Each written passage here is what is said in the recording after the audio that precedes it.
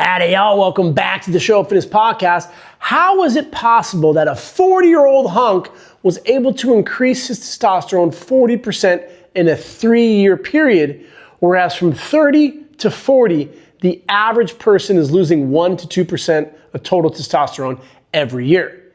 We're gonna talk about testosterone today. We're gonna go over our new partnership with Vitality Blueprint. These are my lab reports 3 years ago when I went to a concierge doctor, $800. They took 50 markers. Vitality 3 years later, it's only $300. That's if you're going through the SUF-NC and becoming a nutrition coach. But the cool thing about this is they take over 80. Your general practitioner is probably gonna draw blood maybe once a year, do 10 to 20 markers, and you're gonna get an email back that says, cool, you're okay. As coaches, we should be able to give more information, staying in our lane, but with a nutrition coach, with therapists and doctors on your team, we can dive a lot deeper into the stuff, and that's what I'm gonna do today. Testosterone is an anabolic hormone. Girls have it, guys have it. Men produce it in our adrenal glands as well as our testes. Girls, you don't have testes, your adrenal glands. So this is a really cool anabolic hormone that gives us libido, that helps our bones, that helps optimize muscle protein synthesis. Testosterone has a negative effect because we think of all the jacked bodybuilders, Arnold, and we just associate it with muscles. There's a ton of cool characteristics that you will get when you optimize your testosterone. Now with our partnership with Vitality, the cool thing is as a coach, you get one free test. You're gonna get your blood drawn at Quest.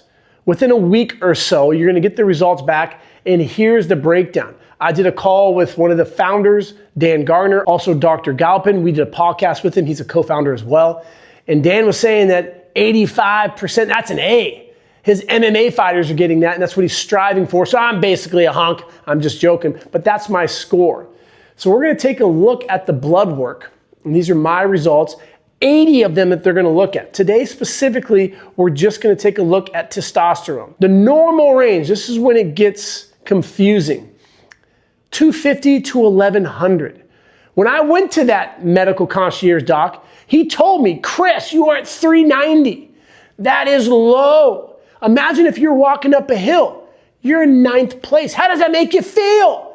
And guess what he pitched to me? You gotta go on TRT. Every week you're taking shots, you gotta come back in, you gotta pay us a bunch of money. I'm okay, doc. I'm gonna try to do it naturally. So I'm gonna go over some things that I did, but also better educate you on why this number is so important. And we're not just looking at one number, it's in totality. These other markers that I'm not gonna review today, they could play a role into that. So don't just get sold on some jack guy at the gym, so you gotta go on TRT. Oh, you're in your 40s, you gotta go on TRT. Try it naturally first. There's so many cool things that we can do from a lifestyle standpoint, from a dietary as well as supplementary standpoint that can help you improve those numbers. One of the really cool things I like with this is they're gonna give you recommendations on things that you can do to increase that. Train regularly, prioritize zinc-rich foods. You could try some supplements like ashwagandha, probably pronounce that improperly. Ashwagandha, that's a hard word to say. Say it with me. Ashwagandha, there we go, I think I got it. But then they're also gonna give you other suggestions based off of science. So if you go down here, you'll see references. It's gonna give you scientific references on what the physiology of testosterone is, so you can learn about this stuff, not just cherry pick information. Why should we have higher than quote unquote normal levels of testosterone? Could you potentially have it too high? Should everyone just start doing all this stuff to increase their levels? Well, no. Anabolic means it grows. So if you were to start taking TRT or an anabolic agent without the supervision of a medical professional, you could have a benign or malignant tumor or cyst on your body or in your body, and now it's gonna grow. That's not good. As we age and go through this wonderful thing we call life, the shortest yet the longest thing that we will ever do, testosterone shoots up when we go through puberty. Young kids start getting hair, they start getting acne, talking all weird, doing weird shit, they're all slimy and gross. They're going through puberty, you get this huge influx, and then it starts coming down. Dudes are gonna peak around 36, 38, ladies around 28, but we can avoid this decline. There's a lot of things that we're doing on a regular basis that's dropping it significantly. If we're not sleeping enough, 2 nights in a row, 6.5 hours or less, your testosterone levels can drop as much as 50%. If we're not properly hydrated, the more excess adiposity that we have, whoop, that number comes down. Dudes, are you waking up with a morning fun zone? If you're not, start there. I don't mean go playing with yourself in the bathroom. I mean, you should be waking up with a morning erection. That's a great telltale sign how your levels are doing. You may be thinking, I'm not going to talk to my clients about this stuff, but you should have it in your questionnaire as a nutrition coach.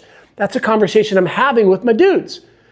How many times a week do you wake up with a morning erection? Don't say boner or hard on. That's not professional. Use the scientific jargon. And for ladies, you can talk about sex drive. Because if there's no libido, it probably means our T levels are pretty low. So how can we increase them? If you want to nerd out in the science, National Library of Medicine also have PMC PubMed down here. Great information to dissect. You're going to need to take some time reviewing this. Also suggest looking into Healthline. This is a board of medical professionals. You have Doc O'Carroll right here, he's an MD, but then you have an RD with her master's, also has her CISSN, which is the International Science and Sports Nutrition, which is the go-to for nutrition information, talking about the 8 ways to increase your testosterone. It's not from T-Rex T over here who has 3 million followers and all jacked out of his mind with hormone replacement therapy, giving you his anecdotes. This is backed by science. So here are some suggestions that they're going to go through, starting with exercising and lifting weights. Talking about, as I said earlier, testosterone has a key role with bone health.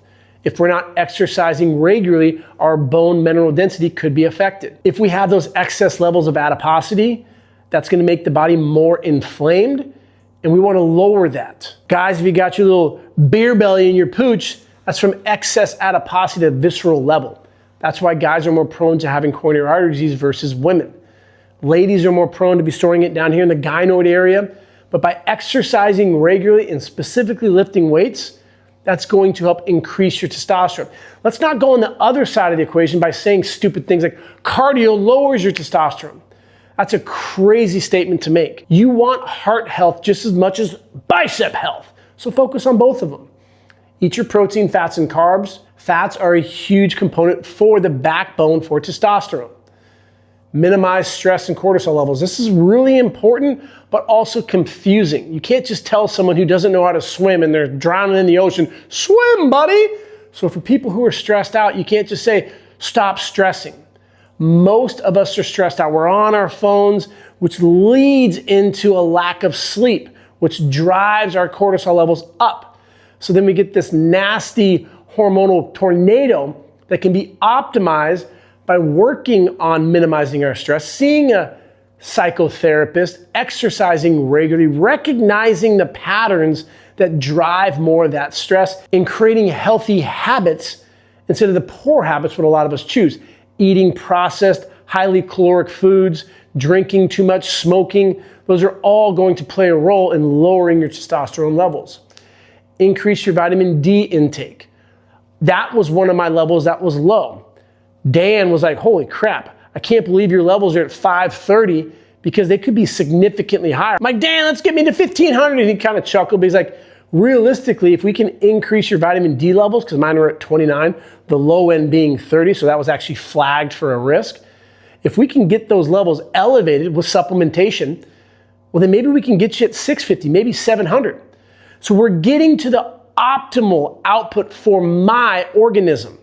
It would be so easy just to start taking some TRT. My balls are going to shrink to the size of raisins, and my body naturally is not going to be making it. I don't want to take that shortcut. Nothing against those that do that, to each their own, but I'm going to try to optimize it for my organism first. Vitamin D is huge. Supplementation can absolutely increase that. Think of it as if your T levels are low and your vitamin D levels are low, you may feel fine. And that's a big thing, the feeling parts of it. I got plenty of energy, but you're also jacked up on caffeine and pre-workout all day long, nicotine, methamphetamines, cocaine, who knows what you're doing.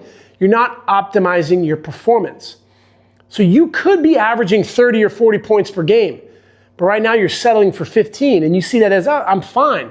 But what if you doubled that? 50% increase in testosterone levels, that's pretty significant. I didn't have to do any shots or anything. I worked on it over a time for 3 years, where the average person during this time frame, they're losing 2% annually. That's significant. Consider taking supplements. The great thing about the app, they give you those recommendations. With our new partnership with First Form, I'm taking this micro factor. It gives you all your multivitamins, your antioxidants, your CoQ, which is good for your heart health, probiotic, your essential fatty acids, as well as a little fruit and vitamin green powder within that. They're gonna give you recommendations, but you can upload the supplement company that you believe in or you're working with, so you can also generate revenue. I know today in the world of supplementation, people freak out. I don't wanna start taking this stuff. We just had a call with one of our RDs, and she's food first. But if we can bridge that gap by taking some supplements, why not? And if there's an opportunity to work with one of these supplements companies, you can generate revenue. And working with clients over a year, 3 years, 5 years, that compound interest of them getting the supplements, protein, creatine, bars, beef sticks, greens powders, vitamins, whatever it may be that you believe in that work well with your client, talking to your RD, over time you can make money. $1,000 a month, $2,000, $3,000, $5,000 per month because of these recommendations. I'm all for bettering the health and success for my clients. And if supplementation needs to go into that equation, that's okay, because we're working alongside of a team. I'm not calling myself a macro coach and saying, oh, here's some vitamins and minerals. You got to take it from First Form just because I said so. This is a very thorough process. If you want nutrition coaching, you got to train with me for a month first. That green light is turned on, so now we can talk about nutrition. You got to go get your blood drawn. When those results come back, I'm going to break those down with you, and we can have our RD on the call as well to better serve you for your success. That's what nutrition coaching is all about. Not just throwing blanket macro calculations out there at clients. You're giving them a step-by-step approach to optimize their longevity. That's a big word today, longevity. Use it. You're gonna live longer by recognizing where you're not performing optimally. Your body, the physiology, if you're not getting tested at least annually. Dan does it with his athletes every 3 months. I suggest biannually, so you do it on day 1, day 180, and it's cool because it tracks it for you. How's your sleep? This is the biggest crushing effect on your testosterone levels. Less than 6.5, your T levels are gonna be shocked. So let's get into a sleep routine. Are you on your phone? Where is your phone? I need my phone for my alarm clock. Shut the hell up. Put it in the other room. Go get one of the old school ones. Get a fucking quacking duck and put it on your bed. We depend on our phones, and that light is screwing up that melatonin production. When the sun comes down, melatonin should come up. But what are we doing? We're looking at Tinder and doing weird shit on all these sites today. We're just scrolling, we're getting the dopamine, but that light is saying, oh shit, it's actually not dark.